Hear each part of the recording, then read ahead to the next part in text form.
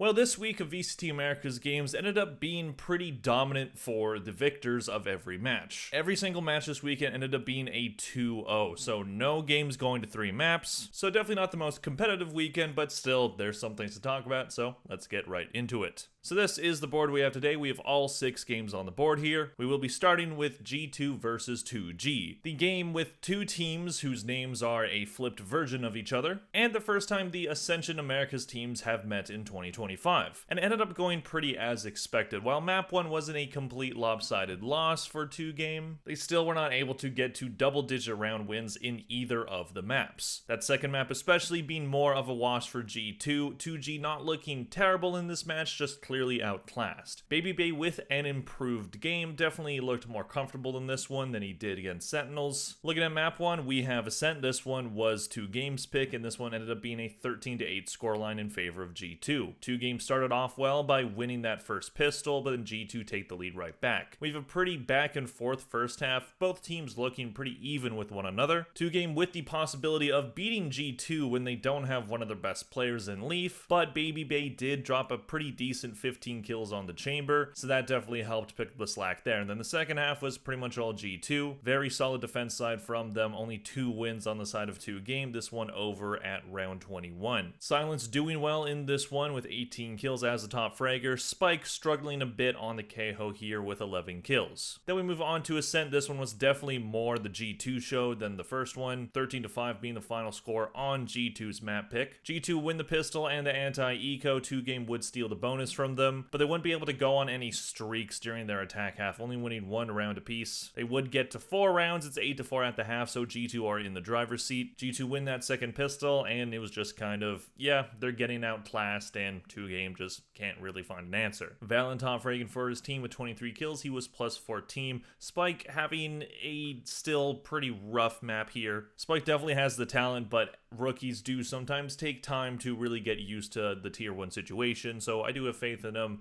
and it's not like he performed badly. He's not the reason why they lost. Looking at the team MVPs on the side of G2, we have Jonah P, who went 38, 22, and 14 for plus 16. On the side of 2Game, we have Silence, who went 30, 31, and 2 for minus 1. Pistol rounds, 3 for G2, 1 for 2Game. Eco rounds, 3 wins on an eco buy for G2, 1 for 2Game. Half buys, 9 round wins on a half buy for G2, 0 for 2Game. And full buys, 14 wins for G2, for 2G, 10. So honestly, 2Game didn't really play terrible, but this was just a match that, yeah, they were always going to lose. G2, even without Leaf, is a very good team with a ton of very talented players, so the chances of getting upset by a team like 2Game are pretty low, and 2Game didn't exactly throw any massive curveballs at them or anything to throw them off their game. This was just G2 with a very calculated win here, but it's not a huge indictment on 2Game for losing this one either. Moving on, we have one of the most lopsided matches in VCT Americas history, Sentinels versus Furia. This one just being an absolute wash on the side of Sentinels. They were just shooting circles around Furia. Furia yet again looked like a team in just complete disarray. They didn't start their stage off well last week.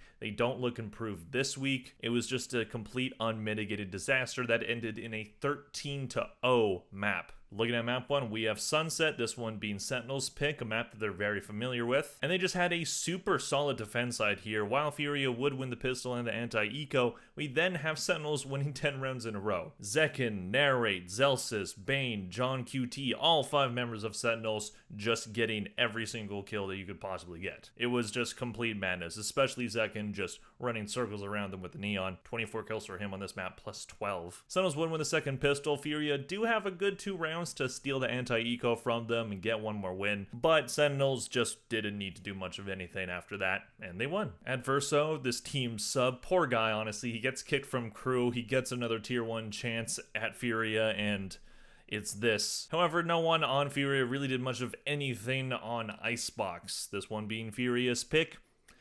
Don't pick it again, because Sentinels, I don't have to say anything about this match. It was all Sentinels. They won every single round. They won 90% of the gun battles. Furia didn't look good at all during this map. It was just like, this was like the first match that I was like watch partying for like this week, because I couldn't start with the G2 2G one. And I'm just like, man, this is short. This is a very short game. It's only 33 minutes long.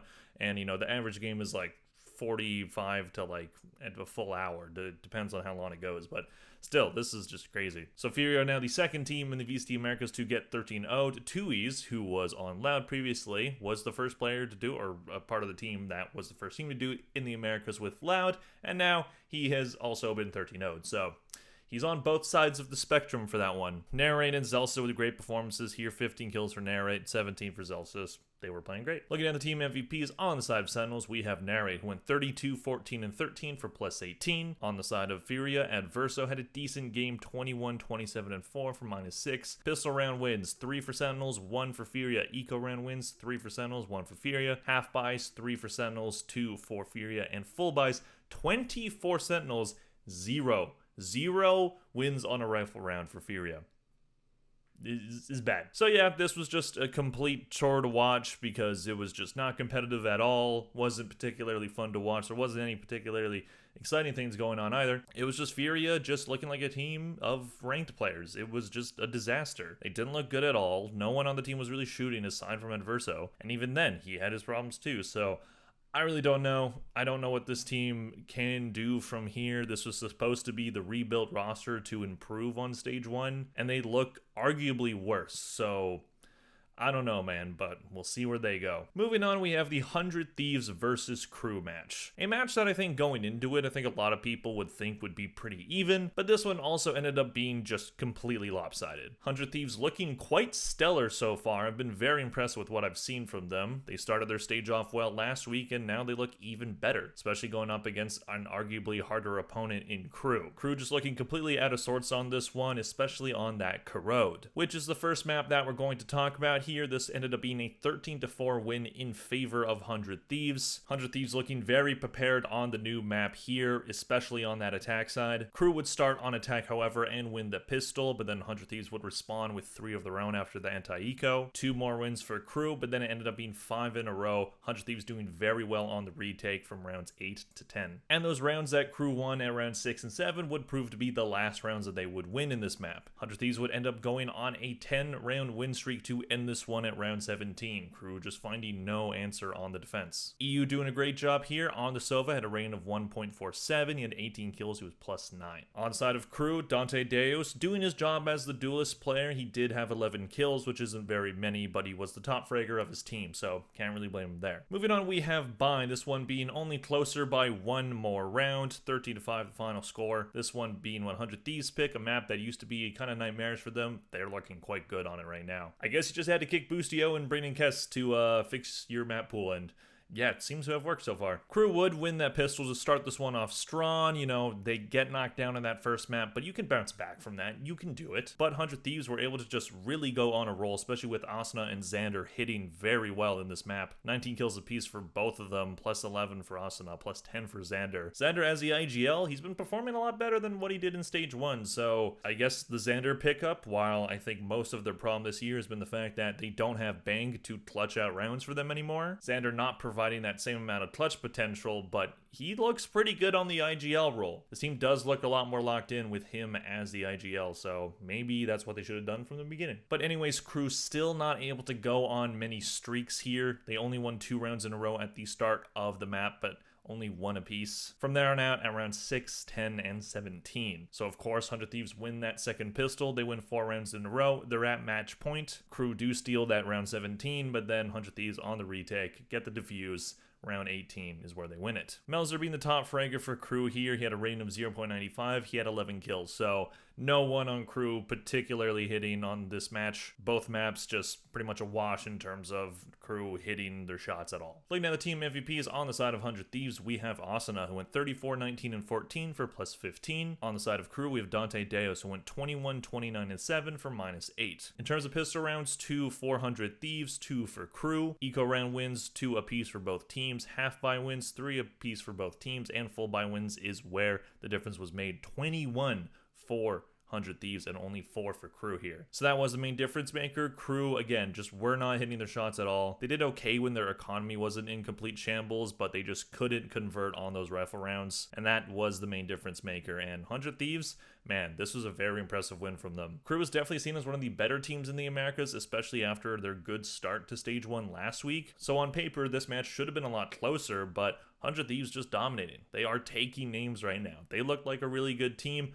I'm not going to say that they're locked to make champs or anything because I've been let down by this team before, but I am now incredibly curious to see how far 100 Thieves can take this. And for Crew, is this a sign of bad things to come, or was this just a little stumble on the road to champs that they usually make it to? Moving on to the second Saturday game, we have Energy versus Loud. Now, Loud had a really good start to their stage last week, beating Leviatan in a very close 3-map game. Energy, however, had a rough game against 100 Thieves to start their stage, so for some Energy fans, looked like it was going to be more of the same, even with the roster move. But then they end up dominating Loud here, so I wouldn't count this as an upset because I don't see Loud as a very good team. But there was a lot of excitement for Loud after that win over Leviatan, and that is why I do not get too hyped after only one win. There's a lot more Valorant to go, and Loud, while they looked really good against Lev, they could not get it together against Energy. Looking at map 1, we have Haven. This one being Loud's pick, but it ended up being a 13-4 win in favor of Energy. Loud start this one off strong though. They have a 3-1 lead at round 4, but then Energy just lock in. Brock and Mata working their magic on this one. Brock, nice to see him having a good performance after an inconsistent stage 1. But he looked really good. They were shooting. Loud did not have an answer for them until the very last round of the half. But then Loud not able to get a single round on their attack side. 5 rounds in a row from Energy, and this one is over. Luxo was top fragging for his team, 12 kills for him, he was +2. Ferdy right behind him with 10 kills, but he was -5 with 15 deaths. Brock with 19 kills, Mata with 16, those players looking prime. And then we have Kuro, this one being closer, but Energy was still for the majority of the match in the driver's seat. Loud yet again start off strong, so doing decent on pistols in this match, but then they would lose 3 rounds right after the anti-eco to lose that lead immediately. They steal one around 6, but then it's 4 in a row for Energy yet again. It ends up being 7-5 at the half, so you can come back from that. And then Loud yet again do well on the pistol. They win the second half pistol. They win round 14, so they convert their anti-eco. Ends up being tied at 9 at round 18, but then this is where Energy lock in. Som, Brock, and Scuba doing their part on this map to stop the comeback from Loud from being completed. This one over around 22,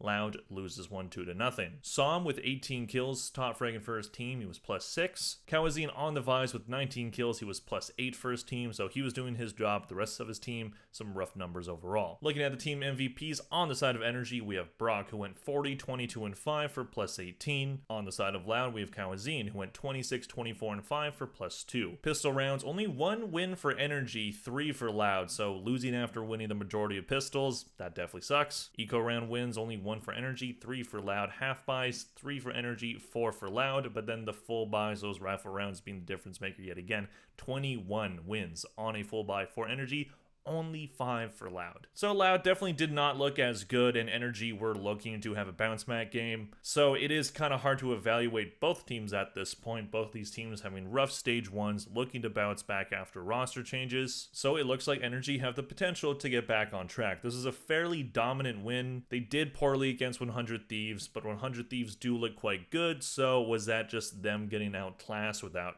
us actually knowing it? Well, I guess time will tell, but either way, this is a much better game from Energy here. A lot more faith in the team, I think, after this one than when last week inspired. Moving on to the Sunday, may I interest you in even more lopsided 2-0 victories? Because we do have a few to talk about. C9 versus Evil Geniuses being the first one. Not exactly a lopsided victory for C9 here. These 2 maps weren't complete washes. Evil Geniuses at times looked like they could take both maps, but ultimately falling in the end. Blowing a pretty solid 9-4 lead on map 2, just really not having good defensive setups on Haven after having a really strong attack side where they played very patiently and C9 just couldn't handle it. EG were in the driver's seat after losing their map pick of Lotus, a map they've been very dominant on this year. They just kind of ended up blowing it in the end. A very unfortunate way for EG to go out here. Looking at map 1, we have Lotus, this one being EG's pick, and as I said, they've been really good on this map this year, but this was not one of those times, especially having a pretty rough defense side. C9's attack side on this match being that main difference maker. EG just did not have the defensive setups to have an answer for anything Oxy or Mitch or Vic were thrown at them. EG would have a 3-2 lead at round 5, and then C9 end up winning 6 rounds in a row. EG do win round 12 to make it an 8-4 half, which is much more manageable than a 9-3, but then C9 immediately make it 9-4 by winning that second pistol. 3 in a row from EG would make it a little bit closer, but then then C9 with a solid defense half on this Lotus map would shut down that attack, and they win at round 20. Oxy with 22 kills, nice to see him doing well. Mitch also having a very strong map here, 16. Yay top fragging for his team, but still being -2. Derek does have the best rating, but only with a 0.83. And then we have map 2, and as I said, it looked like EG were gonna be able to steal this one. As soon as I saw them going to Haven, I'm like, C9 probably can win this one. But then EG started to convince me that maybe they got this one. They ended up having an 8-4 half, a very solid attack side, where they basically just waited for most, if not all, of the round. At least that's what it felt like. Felt like I was watching Fnatic at Toronto again, but they were very slow, very calculated. They do those late pushes, just gather intel for most of the round and then push when you need to. And it worked to a T for most of their attack half. C9 only able to win 4 rounds on that defense side, and then the map flipped. And then EG started it well. They win that second pistol, so maybe they can shut down what is going to be a much faster attack side from C9 than what EG was doing. But C9 did play very, very smart. They definitely were faster than EG's attack half, but they were still very calculated and disciplined, and it definitely worked for them because they won 8 rounds in a row to end up taking the lead. A lot of players on Evil Geniuses just missing their shots, losing rounds they shouldn't, just losing some rounds after having some very rough peaks. I think round 21 was a round where they absolutely were going to win that one, and there was a 1v4 situation that C9 ended up winning, which was just crazy, and that was a round that EG needed. So this one's over at round 23. Very solid comeback from C9, mostly off the back of Mitch with 15 kills. Vic also with some great moments here. 18 kills for him. On the side of EG, Ye and Derek had decent games overall, 19 kills for Derek, 18 for Ye, but not enough good from the rest of the team. Looking at the team MVPs on the side of C9, we have Mitch, who went 31, 25, and 27 for +6. On the side of Evil Geniuses, I put down Ye, who went 34, 33, and 5 for +1. For pistol rounds, it was 1 win for C9, 3 for EG, so they had that advantage but couldn't convert it. Eco round wins 1 for C9, 3 for Evil Geniuses, half buys 4 for C9, 6 for EG, and full buys 21 wins on a full buy for C9 and 7 for Evil Geniuses. So EG winning a matchup that they've won before this year, so C9 looking a lot better than what they did against Evil Geniuses in playoffs in stage 1. And EG are a team that looked like they were potentially on the up after a good end to stage 1 and then having a pretty solid win against 2Game. But right now it looks like C9 just really wanted revenge for that one, and they ended up getting it. Again, it was a blown lead on the side of EG. EG definitely could have played a lot better here. They really got to rethink their defense side because their attack side seems pretty solid with their patient approach, but they just seem to just give their opponent way too much ground on the defense side, and it doesn't seem to work for them. So we'll see what they change about it in the future. Moving on, we have the last disaster that we have to talk about, and I do mean disaster with a capital D, because Leviatan versus MIBR. I don't know what to say about this one. This one was just a complete, just utter destruction. MIBR, it seems like when they lose maps, they just have to lose them in spectacular fashion. This is a team that seems like it's in complete freefall right now. The team that looked like they were a lock to be the number 3 seed in Americas for the entire year, doing that both at kickoff and at stage 1. And now after a bad Toronto performance, it seems like the well has been completely poisoned. We have IGL switching up, we have Verno IGLing now, which did not go well, so I don't know how much of a leash you want to give him because you have to start winning games right now if you're MIBR. And Leviatan looked really good. You got to give him credit. This wasn't just MIBR playing poorly. Leviatan were playing circles around them. Sato especially just completely diffing Ospos on the duelist battle. It was a clinic. Looking at map 1, we have Lotus, this one being a 13-8 win in favor of Leviatan, being MIBR's pick. And pretty quickly, things look pretty dire for MIBR. Lev have a commanding 5-1 lead at round 6. MIBR only able to steal the bonus there, but then they win 4 rounds on their defense side and ends up being 7-5 at the half. So it's only a 2-round difference, and they end up tying it by winning the pistol and the anti-eco. But then Lev steal the momentum right back and win 4 rounds in a row. MIBR do win round 19, but then 2 in a row from Lev at round 20-21, and this one is over. Artson, poor guy, man. He ends up swapping off of the IGL role, and his performance does get better, but then the rest of the team just crumbles. We have Verno getting 9 kills on his debut IGL map. We have Ospos with only 12. I'm gonna keep talking about Ospos in the next map. Genom only getting 10. Cortezi having a decent 14. It just was not enough. While Kane, the IGL on the other side, has 25 kills and plus 15. So make of that what you will. Ospos also having a round in this map where he threw a grenade and ended up satcheling into the grenade, killing himself, and just had no emotion on his face as he did it. Oh my god, Ospos, for the love of God. And then we have this absolute disaster. Sunset, 13-3 final scoreline, Leviatan's pick. It was just terrible, man. This was painful to watch. MIBR just losing every single possible advantageous situation that they could possibly find themselves in. Do they have a solid defensive setup that should stop Leviatan in their tracks? Yep. Too bad. They're going to lose that too. Is it a retake where you have numbers advantage? Yes. Guess what? You're losing that too. Just every single possible good thing that came MIBR's way, they just threw it away immediately. Lev just put on a clinic in that first half. They end up having a 6-1 lead at round 7. MIBR barely scraped together 2 more rounds, and that's the last round, so they would get this entire match. Because 3 more in a row from Lev, 4 in a row in that second half. This one is over so quick. Arson did his job. I thought he did quite well overall. Had some nice op kills. He had 13 kills. He was +1. But then we have Ospos going 7-13. What the hell, man? Seriously, this is one of the best, most consistent players we have ever had in Valorant. He is one of, if not the main reason, why this team has done pretty good this year. An organization that was in the depths of hell in Valorant for years. And now they finally get the superstar player, and after one bad tournament, everything's just terrible. What the hell, man? I'm angry because I was rooting for this team. I don't particularly care if they win a tournament or whatnot, but when a team just looks like they have this much promise, with these rookies that came into Tier 1 and performed incredibly, especially for their very first year of Tier 1, it looked like so many things were going right for this team. And now it's just everything in just disarray, and it's frustrating. I'm very frustrated at this team. Verno only 5 kills. Don't put him on an IGL again, please. I just don't get it, man. The decision-making of this team, it's basic things. These are basic things that you shouldn't mess up. Like, I don't get how you lose so many rounds that you should win. It's just crazy. Lev did play well, too. Kane had 19 kills. He had some really great moments, especially on their attacker side. Just every... Man, Khan played well, too. Tex, Sano with 16 kills.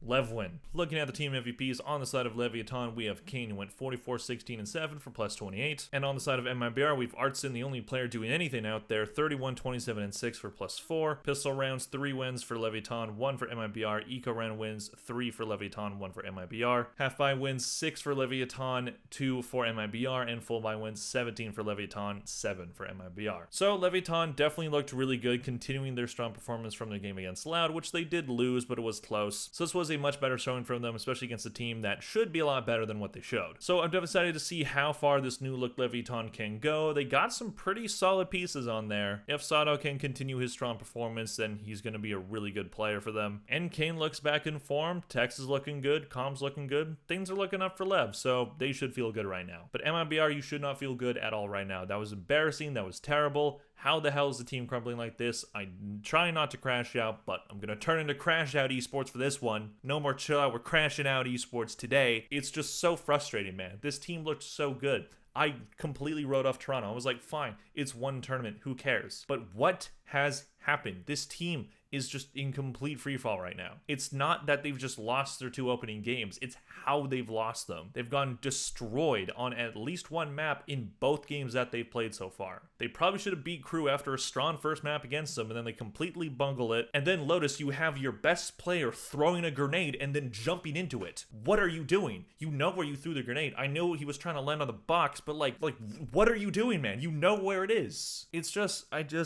It's mistakes that you shouldn't even make in ranked. I just don't get it, man. It's just frustrating. It's very frustrating. We'll see if they can bounce back. I will try to believe. I will try to conjure up some belief that this team's going to bounce back. But right now, I don't know, man. I was worried when they announced Verno as the IGL, because I'm like, even if he's a good one, doing that mid stage is not a good sign. So we'll see. We will see where both these teams go. Let me know in the comment section down below. What did you think of these sets of matches? Obviously, pretty lopsided overall. Not the most exciting stuff to talk about, but hey, I'm trying to cover every America's game this season, so gotta do it. Anyways, please click like and subscribe if you enjoyed this video. Thank you all very much for watching, and I'll see you guys in the next one. Bye.